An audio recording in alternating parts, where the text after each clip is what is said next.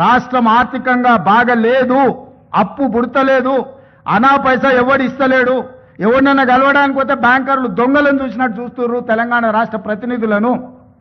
ఎవడు ఢిల్లీకి పోతే అపాయింట్మెంట్ కూడా ఇస్తలేడు, వీడు వస్తే చెప్పులు కూడా ఎత్తుకపోతాడేమో అన్నట్టుగా ఆ పరిస్థితి ఉంది దేశం ముందల. అప్పు పుడితే నేను కూడా ఏదో ఒకటి చేసి తెచ్చిచ్చేటను, అప్పు పుట్టట్లేదు, ఎవడు బజార్లో నమ్మడం లేదు. స్వీయ నియంత్రణనే దీనికి పరిష్కారము. ఉన్నంతలో గౌరవంగా సంసారాన్ని నడిపితే బజార్లో ఎవడైనా నమ్ముతాడు. వీధికెక్కి రచ్చ చేసుకుంటే కుటుంబం పరువు బజార్లో పడేసుకుంటే ఎట్లుంటుందో, ఉద్యోగ సంఘ నాయకులారా, రాష్ట్ర ప్రభుత్వం అనేది మన కుటుంబము, ఈ పరువును బజార్లో మీరు పడేస్తాము అని అంటే కుటుంబ పెద్దగా వద్దు అని నేను విజ్ఞప్తి చేస్తున్నా. దయచేసి విషయాన్ని అర్థం చేసుకోండి. లెక్కలు కావాలంటే మా ఆర్థిక మంత్రికి చెప్తా, లేకపోతే మా చీఫ్ సెక్రటరీకి చెప్తా, వచ్చి కూర్చోండి, అనా పైసతో సహా మీరే లెక్క కట్టండి. నేను చెప్తున్న దానికంటే ₹1 ఆదాయం ఎక్కువనా మీకే పంచిపెడతా. కాంట్రాక్టర్లకు బిల్లులు ఇవ్వాలంటే ఇంకొక 7,000 కోట్లు కావాలి. నేను చెప్పేది అన్ని నిత్యావసర అత్యవసరానికే 22,000 కోట్లు, దాంట్లోనే 4,000 కోట్ల తుట్టుంది. ఇక ఆయన పెట్టిపోయిన 50,000 కోట్ల రూపాయల కాంట్రాక్టర్లకు పాత బకాయిలు ఇవ్వాలంటే నెలకి 7,000 కోట్లు కావాలి. ఇవాళ సాగునీటి ప్రాజెక్టులల్లా 70%, 80%, 90% ప్రాజెక్టులు పూర్తయినే ఉన్నాయి. నెలకు 1,000 కోట్లు సాగునీటి మీద మనం ఖర్చు పెడితే 2 ఏళ్లలో దాదాపుగా 20 లక్షల ఎకరాలకు నీళ్ళు ఇవ్వచ్చు. ఇవాళ రాష్ట్రం మొత్తం నెలకు మొత్తం ఇన్ఫ్రాస్ట్రక్చర్, R&B కావచ్చు, పంచాయతీరాజ్ కావచ్చు, ఇరిగేషన్ కావచ్చు, any other department for development works, I'm not able to spend even 1,000 crores. ప్రతి నెల రాష్ట్రంలో జరుగుతున్న కాంట్రాక్టులు పనులకు బిల్లులు చెల్లించాలంటే 1,000 కోట్లు కూడా దొరకడం లేదు, 1,000 కోట్లు కూడా రావడం లేదు. 600-700 కోట్ల రూపాయలు ఇచ్చి 10 ఏళ్ల నుంచి వెయ్యని రోడ్లు ఊర్లలో ఇవాళ గుంతలు పడ్డాయి. మీరు కష్టపడి కారు కొనుక్కుంటారు, మీరు సైకిల్ మోటార్ కొనుక్కొని ఫ్యామిలీతో పోతుంటే సడన్గా గుంత వస్తే అందులో పడి కింద పడి కాలు ఇరిగిపోతుంది. ఇవాళ చిన్న చిన్న గ్రామాలకు రోడ్లు వేయాలంటే అనా పైస లేదు. పాత రోడ్ల మీద డాంబర్ వేద్దామంటే కూడా రూపాయి లేదు. రాష్ట్రం మొత్తం ఆర్థికంగా దెబ్బతిని ఉన్నాము. ఒక కుటుంబం విచ్ఛిన్నమైపోయి చిన్నాభిన్నమైపోయి ఆర్థికంగా పూర్తిగా దివాలా తీస్తే ఎట్లుంటుందో తెలంగాణ రాష్ట్ర ప్రభుత్వం యొక్క ఆర్థిక వ్యవస్థ అట్లనే ఉంది. ఎవరికైనా అనుమానం ఉంటే ఉన్న అన్ని లెక్కలు బహిరంగంగా చెప్తా.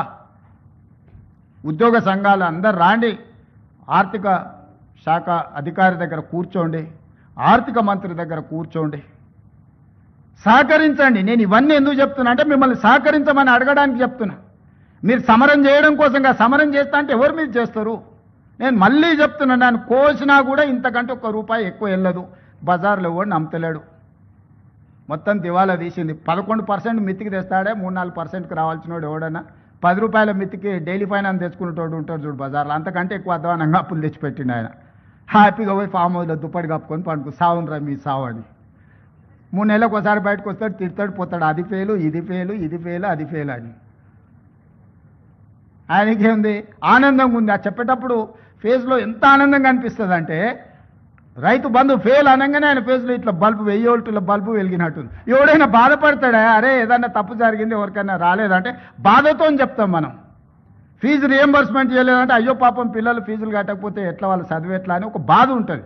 జీత భత్యాలు రిటైర్డ్ ఉద్యోగస్తులకు బెనిఫిట్స్ ఇవ్వలేదంటే ఒక కన్సర్న్ ఉంటుంది. అరే నీ అమ్మ ఏందా ఇట్లా అయిపోయిందని.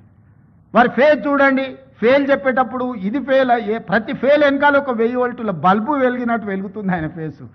ఏం పైశాచిక ఆనందము! ఈ విధ్వంసం మీరు చేసిందే కదా, ఈ ఆర్థిక విధ్వంసము.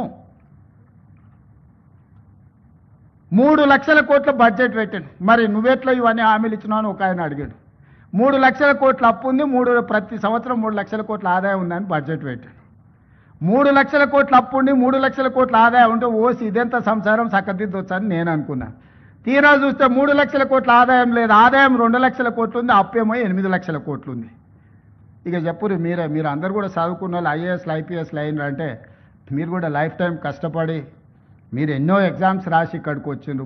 పోలీస్ ఎస్ఐ కావాలంటే కూడా ఎంత చదవాలను నాకు తెలుసు. నాతో చదువుకున్న వాళ్ళు చాలామంది ఎస్ఐలు అయ్యి ఎస్ఐలో కానిస్టేబుల్ కూడా అయిన వాళ్ళు అందరు కష్టపడి చదువుకున్న వాళ్ళు నాకు తెలుసు. ఈ పరిస్థితిలో రాష్ట్రం ఉంది. దయచేసి ఉద్యోగ సంఘాల నాయకులకు నేను విజ్ఞప్తి చేస్తున్నా, సమరం కాదు ఇప్పుడు కావాల్సింది, సమయస్ఫూర్తి కావాలి. రాష్ట్రాన్ని ముందుకు నడిపించాలంటే చిత్తశుద్ధి కావాలి, పట్టుదల కావాలి, కష్టం కావాలి.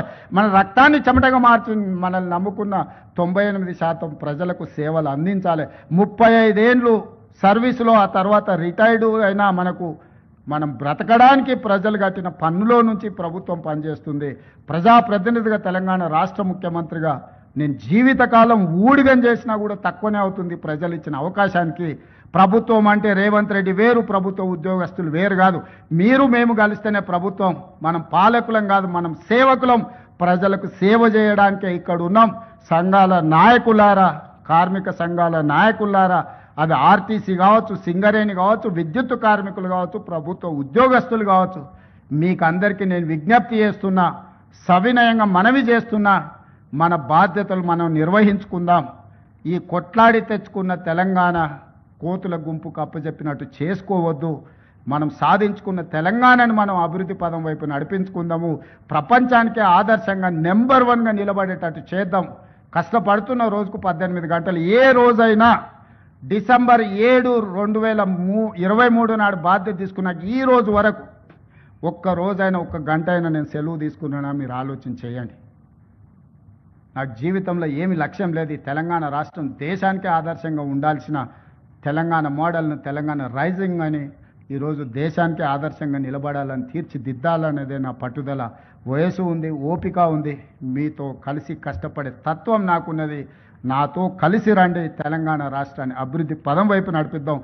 మేము చేతకానుడు అయితే రిజైన్ చేసి ప్రజలకు క్షమాపణ చెప్పండి డిమాండ్ చేస్తాను.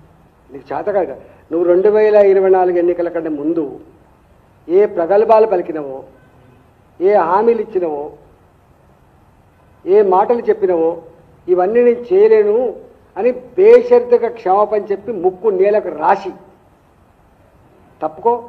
శాతనుడు వస్తాడు, ఎవరో చేస్తారు, ఇంకేముంటుందండి. లేదంటే నీకు సిగ్గుమాలిన పద్ధతిలో నువ్వు అట్లా కొనసాగుతా అంటే సందర్భం వచ్చినప్పుడు కరుగాల్చి వాత పెడతారు, ఇక భరిస్తారు. ఏం చేస్తారు ప్రజలు పాపం ఓట్లు వేసిన గర్భానికి.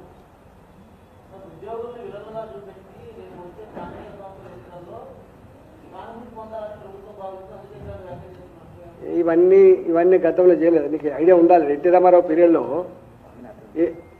గారి పీరియడ్లో మొత్తం ఉద్యోగులు దోషులు నిలబెట్టే ప్రయత్నం చేసిండ్రు. ఏం జరిగింది? ఈవెన్ కేసీఆర్ గారు కూడా ఇట్లాంటి ప్రయత్నం చేసిండు. ఏం జరిగింది? వాళ్ళు ఏమడుగుతారు? వాళ్ళు లేదు, నువ్వు పీఆర్సీ ఉంది, 20% మీకు 10% కానీ ఉద్యోగులకు రావాల్సిన రిటైర్మెంట్ బెనిఫిట్స్ ఇవ్వవా? ఉద్యోగులకు రెగ్యులర్గా కేంద్ర ప్రభుత్వం మీద డిఏ ఇస్తుందో డిఏ తీయాలి కదా 6 నెలలకు ఒకసారి. డిఏలు ఆపే అధికారం అయితే ఎవరికి లేదు కదా. నువ్వు పీఆర్సీ అనేది తర్వాత విషయం. జీతభత్యాలు పెంచడం నీ ఆర్థిక పరిస్థితి పెట్టి చేసుకో, కానీ డిఏ నీ కనీస కర్తవ్యం కదా. ఎన్ని డిఏలు బాగున్నావు?